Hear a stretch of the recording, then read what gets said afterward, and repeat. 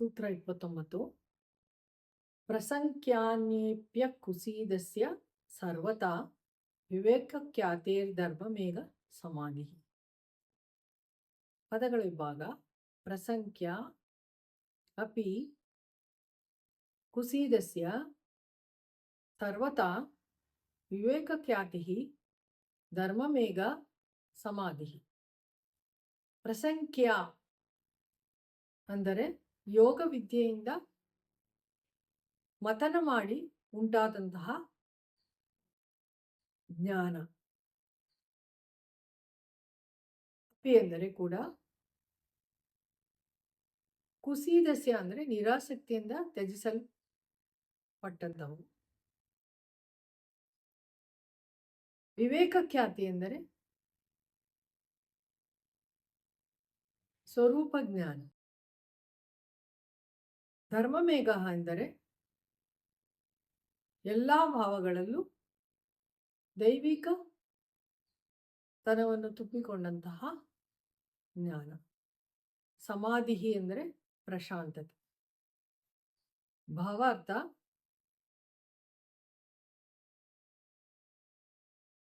ಯೋಗಿ ಶ್ರೇಷ್ಠನು ಯೋಗ ವಿದ್ಯೆಯ ಅನುಷ್ಠಾನದಿಂದ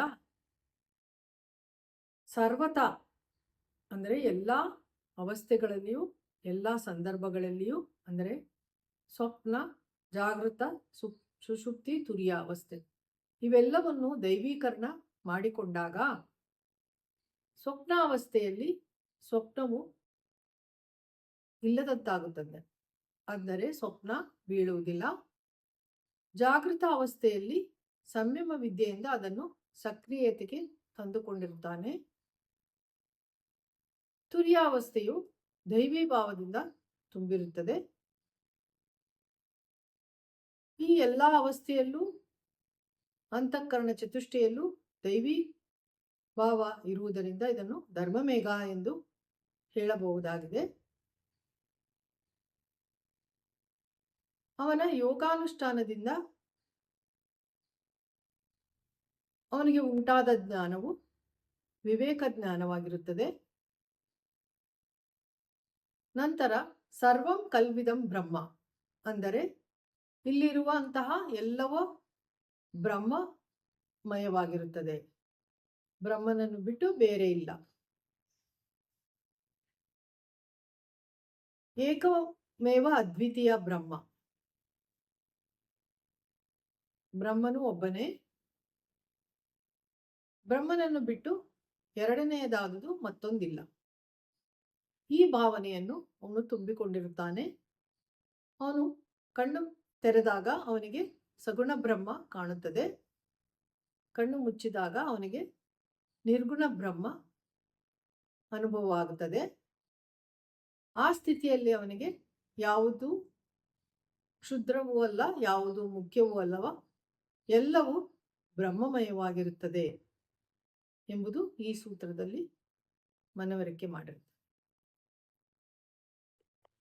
ಸೂತ್ರ 30 ತತಃ ಕ್ಲೇಶಕರ್ಮ ನಿವೃತ್ತಿ. ಪದಗಳ ವಿಭಾಗ. ತತಃ ಕ್ಲೇಶ ಕರ್ಮ ನಿವೃತ್ತಿ. ಪದಗಳ ಅರ್ಥ: ತತಃ ಹಾಗಾದಾಗ, ಕ್ಲೇಶ ಅಂದರೆ ದುಃಖ, ಕರ್ಮ ಅಂದರೆ ಮಾಡುವಂತಹ ಕಾರ್ಯಗಳು, ನಿವೃತ್ತಿ ಅಂದರೆ ಇಲ್ಲದಂತಾಗುತ್ತದೆ. ಭಾವಾರ್ಥ: ಯೋಗಿ ಶ್ರೇಷ್ಠನು ಎಲ್ಲವನ್ನು ತ್ಯಜಿಸಿ ಕೈವಲ್ಯದ ಕಡೆಗೆ ಸಾಗಿದಾಗ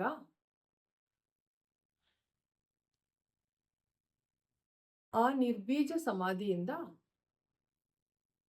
ಹೊರಗಡೆ ಬಂದಾಗ ಮತ್ತೆ ಲೋಕದ ಸಂಬಂಧ ಬಂದಾಗ ಅವನು ಅದಕ್ಕೆ ಲಿಪ್ತನಾಗದೆ ಬ್ರಹ್ಮ ಆನಂದವನ್ನೇ ಅನುಭವಿಸುತ್ತಾ ತಪಸ್ವಿ ಜೀವನವನ್ನು ಮಾಡುತ್ತಾ ಹೋಗಬೇಕು.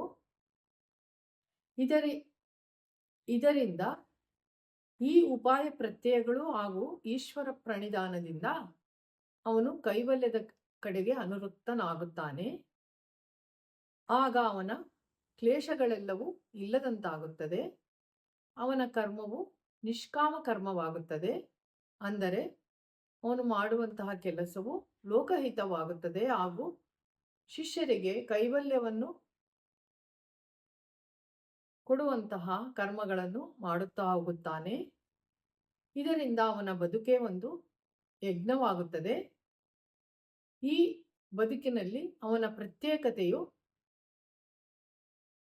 ಆ ಯಜ್ಞಕ್ಕೆ ಪೂರ್ಣಾಹುತಿಯಾಗಿ ಉಂಟಾಗುತ್ತದೆ. ಇದರಿಂದ ಅವನು ಪೂರ್ಣತೆಯೆಡೆಗೆ ಸಾಗುತ್ತಾನೆ ಎಂಬುದು ಈ ಸೂತ್ರದ ಅರ್ಥ.